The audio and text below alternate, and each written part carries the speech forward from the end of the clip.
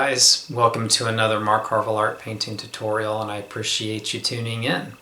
If you've not already done so, I ask that you please subscribe to the channel, and if you like the videos you see, please like them and also share them. I also appreciate your comments, and I continue to ask that you provide those, and I'll do my very best to respond to those questions and even suggestions on things you'd like to see me paint. So in this episode, I want to show you how I put together painting a tiger. And I wanted to do a snow tiger, actually.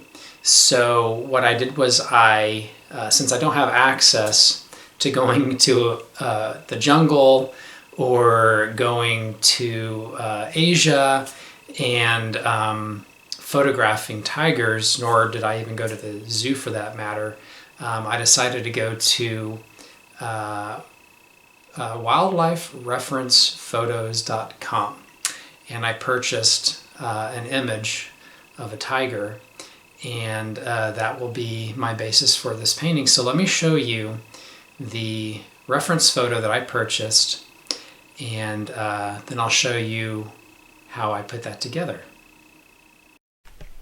So this is the reference photo that I purchased, and I sketched that out onto my canvas. So I want to show you how I go from this image to the final result right here. And what I'm going to do here is grab my black gesso.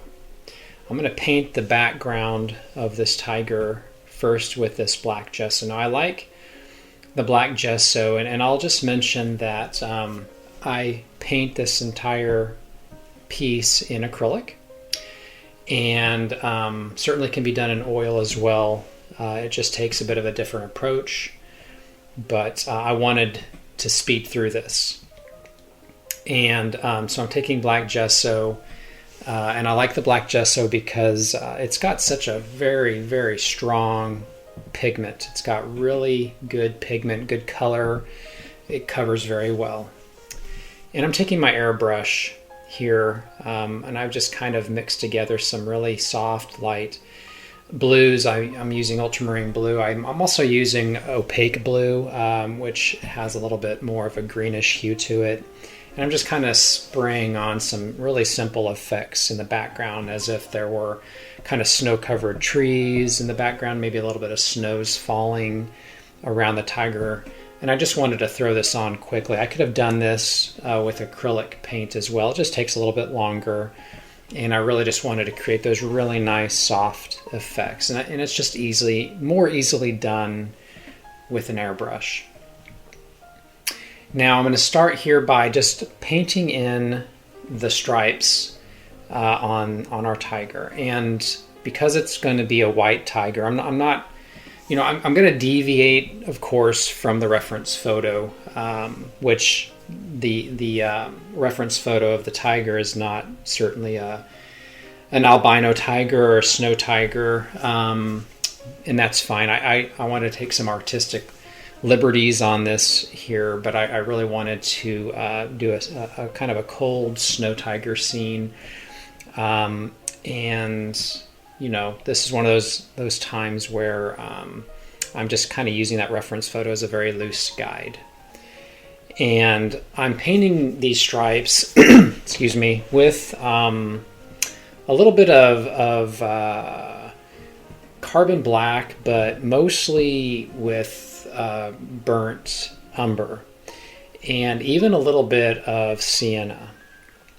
But I wanted to get kind of that little bit of a brownish hue to the stripes to begin with, and we'll get this all, kind of painted in dark, the nose, the mouth, and then just kind of start to form some of the basic direction of the fur. So it's really going to be important that you follow the general flow of the contour of the tiger's body, and so the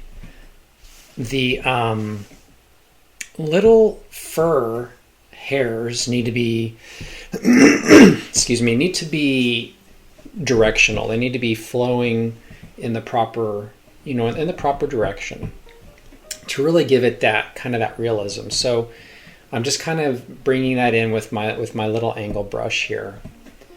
And this will just kind of be a guide for me, just to kind of remind me where the direction, the flow of that fur is going to be orientated.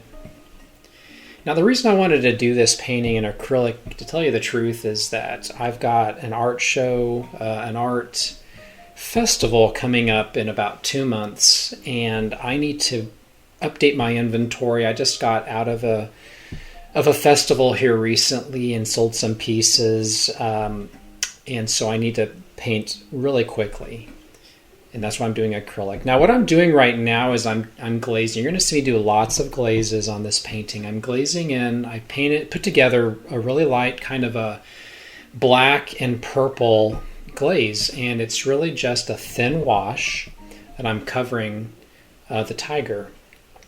And so you're going to see me, through the course of painting our tiger, do lots of thin washes of glazes to help me to create form and density, and to help me create some of that that dimension. And you'll have to excuse me, I've kind of got a little bit of a tickle in my voice.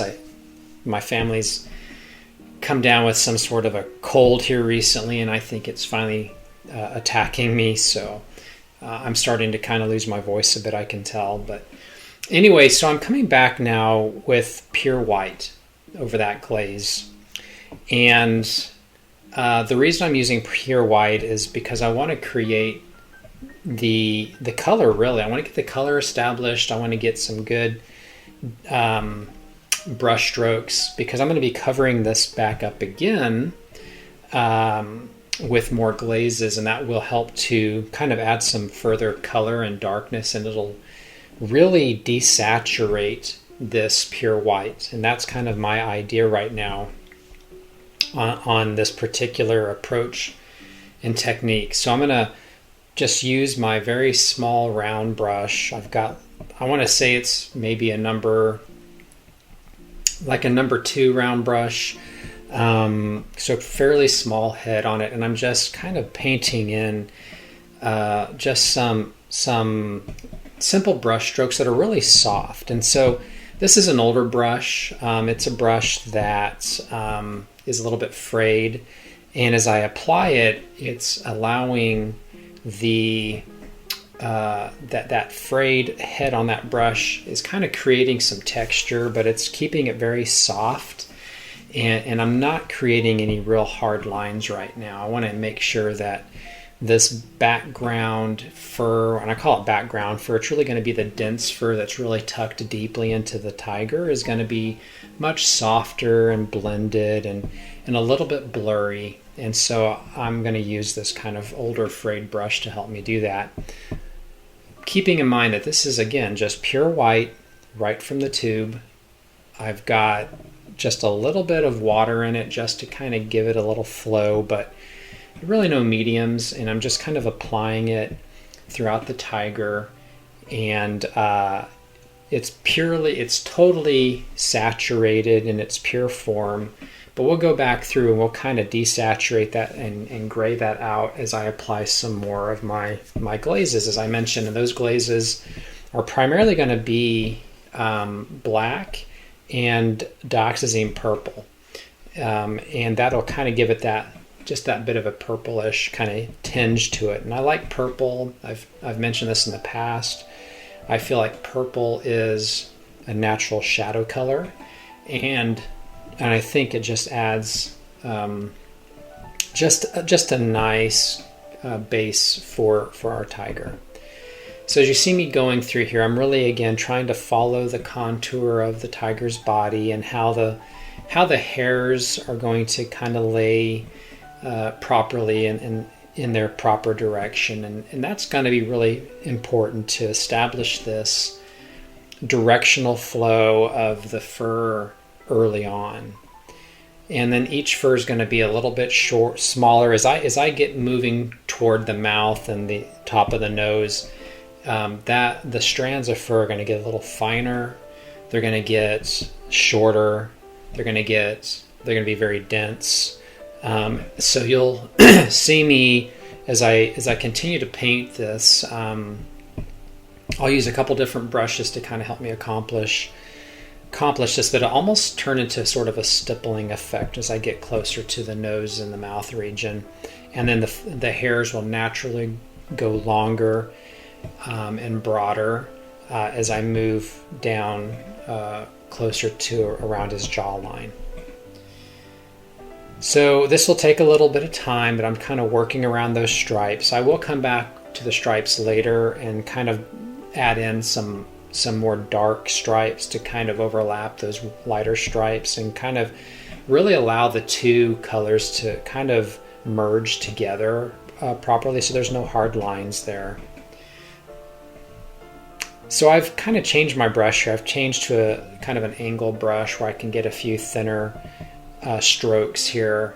Mostly I wanted to keep it kind of soft and blurred, but I did want to add a couple simple kind of longer strands that are a little sharper in the stroke, just to get that kind of laid in here before we go back and add our next level of glaze.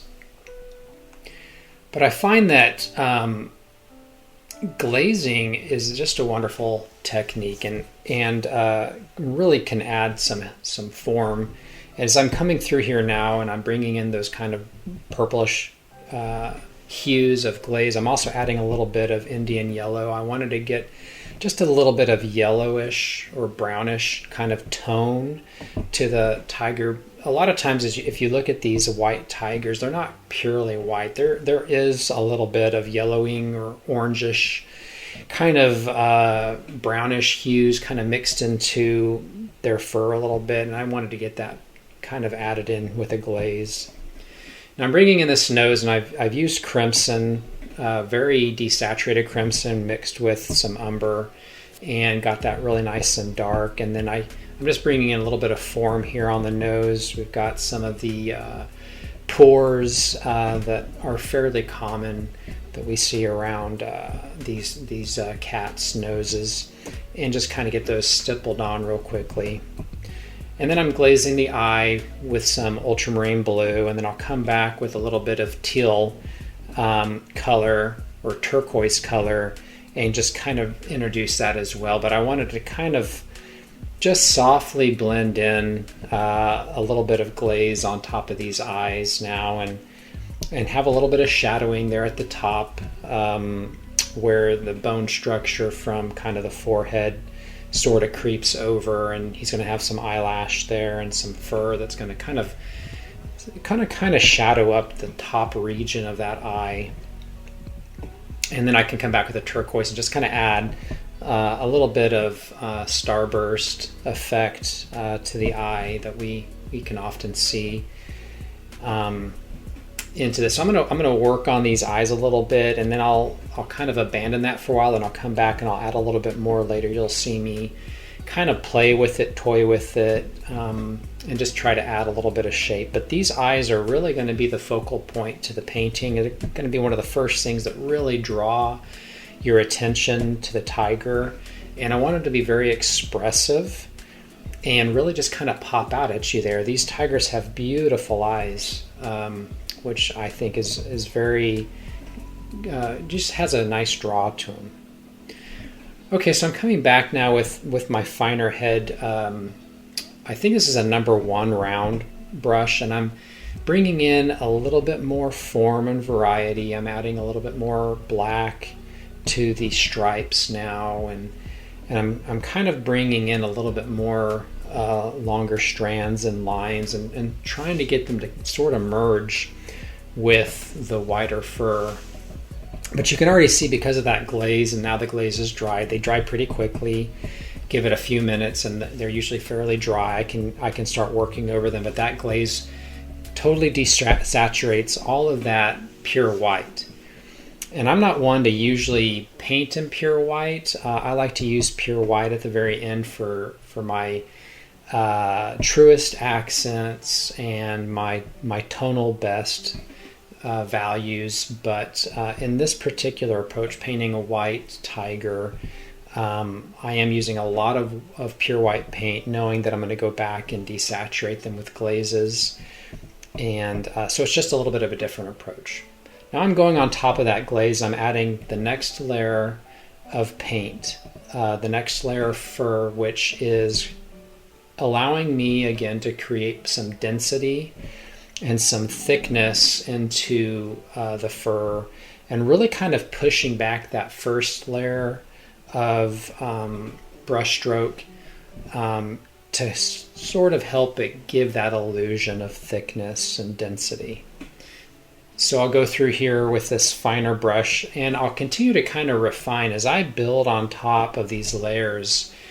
My brush strokes are becoming a little bit more precise. They're a little sharper. They are a little more, they're clearer, and that's kind of where I'm trying to take this. So I'm coming back again with another layer of glaze, as you see, and I'm going to push back that second level of fur, and I'm creating a third level now where I'm bringing back more precision, more fine lines of hair, and it's going to give that illusion that we're creating more thickness and more density, and it really begins to create a sense of realism into the tiger. So I find that glazing is really important when it comes to this style of painting wildlife. It can be done. It can be applied to all sorts of things. It can be applied to tree densities and grasses. You can use it for many things. Human hair is another good example of that. So I'm playing with these eyes again. I told you I'd go back and sort of adjust those, and I'm bringing in some more kind of sienna, burnt sienna kind of glazing. I want to make sure that I'm still getting a little bit of color, so this isn't pure white. And I will bring in some pure white at the end that will again help me with my tonal best, and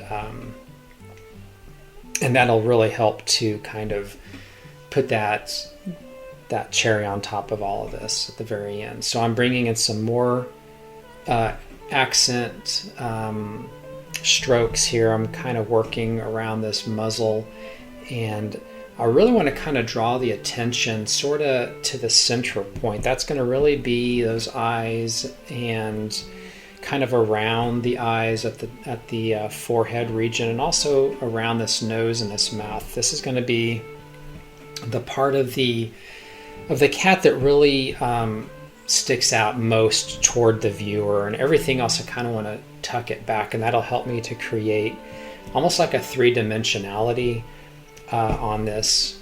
So I'm going to re-go over all those strokes again with my very fine number 0 brush with the very fine head on it, and I can repaint in on top of those last strokes. But at this point in time, I want you to keep in mind that I'm creating a little bit more space between my strokes, because I don't want to lose all of those layers of detail that we did on our underpainting. There's a lot of additional hairs and fur strokes that I just want to be able to see. And so these accent strokes I'm doing now are very spaced. I'm being a little more precise, a little more deliberate about the direction they're going, and that will help to kind of show that thickness and that density. So I can kind of continue to work around here, and what I will eventually do as well with those dark stripes, I will come back with a gray color. I just simply mix black and white together, create a nice little gray color, and I'll go over those black stripes with some additional fur strokes that are more gray in value, but that'll kind of help to give a little bit of dimension into those into those stripes as well. Now I'm kind of working around the eye. My strokes as I move toward the eye and especially around the nose are going to be a little bit closer. They're going to be a little bit thicker. I'm using thicker paint, and I'm putting less space between those strokes because I want it to be a little bit more pure white, as if the sun or the light source is kind of striking those areas a little bit more. And so I'll just kind of go through these areas and I'll play with this a little bit. I'll eventually pull out my tree and texture brush. It's a great brush. I bought it from Rosemary and Company, but it'll allow me to create some stippling with just very tiny little dots of paint that I can use to simulate sort of that closer, tighter, and shorter kind of fuzzy hair that's going to be around the muzzle. So I'll go back through that and I'll kind of use that brush. But for right now, I'm just kind of working around on these stripes, and I'm kind of adding a little bit more form and variety in color and adding some of those little gray little hair strokes as well. And I can start to begin now kind of that refining point where I'm trying to zero in, I'm trying to really think about the direction of the fur, and I'm trying to bring in thicker and more dense strokes around the eyes, around the forehead, and around the muzzle. Now I'm coming back through with another layer of glaze. So this is going to be probably, I think, our fourth layer by now. I'm going to go around the eyes. I'm going to kind of get around the nose a little bit, more around the mouth region. It's going to be very tucked and dark, but this is going to help me to start to create some whiskers. Now I want to have some really bright whiskers. So I have to keep that background fairly dark. But as you can see, as I'm working around the jawline and around the face and the cheek region, my strokes are broader, they're longer, there's more distance between them to really show forth some of that density, and that way I'm not killing all that underpainting that we've worked so very hard on.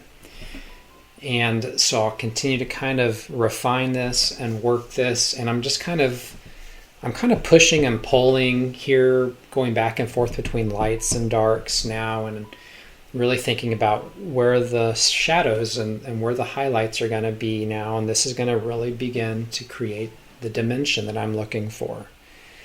And I can add to the nose now, adding a little bit more brightness, a little bit more saturated highlights, and then I can go back through and really lighten up this muzzle now. This is, again, where I really want that to really stick out toward the viewer and kind of create almost like a 3D effect here. My strokes are very tight, they're very small and very refined. I'm using my smallest round brushes for this with very fine points. And I can go back through here and I can really bring out his chin. It looks like these whiskers are all really kind of starting to jut out toward us. They're going to overlap over the mouth a little bit. And I can begin to really start to focus on bringing in those whiskers. Now, as I start to paint the whiskers, I've got a couple new brushes that I bought. They're Pro Art brushes. They've got very, very long, they call them sword daggers. So if you go to Pro Art, I think I got it from Jackson and Company, but they are very long and I can do some really nice strokes with them. Now this is where I'm stippling on more of that fur around the nose. The fur is very tight, and I can really get a good effect on that stippling. And I can start to bring in a little bit more color, even on that shadowy side, and kind of get this worked in here. So really just down to this refining point now. And now I can really kind of work on the forehead. I got mostly, beyond just getting the whiskers in, which I'll kind of save for the end here, but I've got most of kind of that area from his eyes down, for the most part, 99% done. Now I can kind of work in the ears and then the forehead region, which I'm doing right now, and just kind of getting this worked in and refined, bringing in some of that pure white color right now. Then I'll do exactly what you saw me do earlier. I'll introduce glazes over that, get that nice and dark. That'll desaturate all that white, add some of those shadows, and then I can come back in again with more pure white and start laying in all that illusion of density, and keeping my brush strokes a little bit looser now, and adding a little bit more spacing between those strokes, so that I'm really looking at negative space here. I don't want to kill all that negative space that we've worked on with our underpainting. And I can start to kind of bring that in to the forehead. Now, notice the direction of these hairs. I've got to follow the contour of the bone structure of our cat. If it's off toward the left ear, then the hairs are kind of facing toward the left. And as I start working up to the top of the head, it starts to grow a little bit more vertical in my stroke. And then I start going a little more horizontal as I start moving toward the right ear. So be sure that you're following the contours. Otherwise, your cat's just going to look a little funny if you're not following the right angle of those hairs. And that's what I'm really trying to keep in mind here. What is the angle of the hair leading to the stripe, and kind of following that basic anatomy of our tiger. So I can come in here and I can kind of refine. I'm keeping my strokes pretty tight, keeping them fairly vertical now, going over these stripes and just kind of working around those stripes. And I'll save the stripes for the end, where I come back and refine those stripes, bring in some darker color and a little bit of gray colors to go over the stripes and create a little form, so that they're not just big dark masses that are just floating there in space. All right, so I'm coming back now and I'm kind of refining things. I've got that sword dagger brush I told you about, and that will help me really create these nice whiskers. And what you're going to see me do is I'm going to paint these on, and I only start with one side to begin with, and I let that dry. What you're going to see me do is I'm going to go back with some glazes, and I'm going to darken that first layer of whiskers up so that it kind of tucks them away. Then I'll come back out with my sword dagger brush, and I will introduce some pure white whiskers that will really pop out on top of those underpainted whiskers and really create some more form and variety there.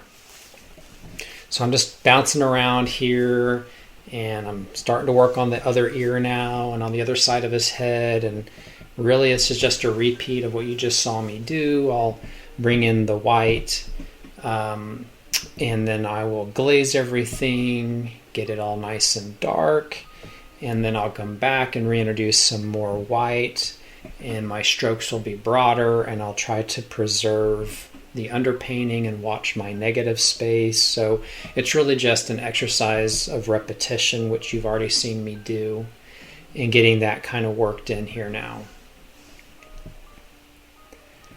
I'm kind of stippling on a little bit more softness and some nice little effects here, creating some texture. And I'm kind of darkening things again with a little bit more glazing again. I want to kind of continue to create some more shadowing through my glazes of black and purple, and glazing a little bit more of the Indian yellow, a little bit more of the umbers as well. And now I'm using that sword liner just quickly to draw in a few more whiskers, which I will, of course, cover darkly with some glazes once again, get that tucked back there. And now I'm coming back and adding those light, pure white whiskers. And you can see how well this brush works. It really adds some nice long strands that are nice and thin and straight, and that will create some very nice form. And I can get that kind of worked around and add it to the hairs in the ear, but it really just helps to add some realism there. I can kind of work on this final part of the head here and around the eye, and there'll be some long whiskers over the eye as well. But I am kind of coming now to the end of painting our tiger. I do appreciate you watching the video. Hopefully that's been helpful. This can be applied to even working your, any cat with color. If you wanted to do a tiger in your oranges and yellows, as tigers are customarily, when we think of a tiger, that's their color anyway. This can be applied to any cat, a lion, a yellow lion. You can do cheetahs, in all sorts of colors. The same technique can be applied with color as well. I just wanted to do it with this snow tiger. I can add some of the final details here, a little bit more striping, and kind of coming to a close here. So thank you so much for watching the video, and hope that this has been helpful for you. And you can give it a try and see if you get some good success. But I definitely like this technique, and I think if you're wanting to try to create a little bit of realism here and some really nice detail, this is a great painting to really produce that. And I was really pleased with the results here. So this is how I take a concept and move that concept from a couple pencil marks of a sketch on the canvas and turn it into something that's very vibrant and very alive. So hopefully you can tune in next time. I'll try to come up with a really fun and interesting painting. As I said, I'm trying to update my inventory. I sold some pieces at the last festival. I'm getting ready to do a really big festival in February, and I need to get a minimum of 6 new paintings. And so I thought I could paint these in acrylic. I can paint the acrylic really quickly, and it dries fast. I can keep working it, and I hopefully can just hammer out updating my inventory a little bit in preparation for this next show.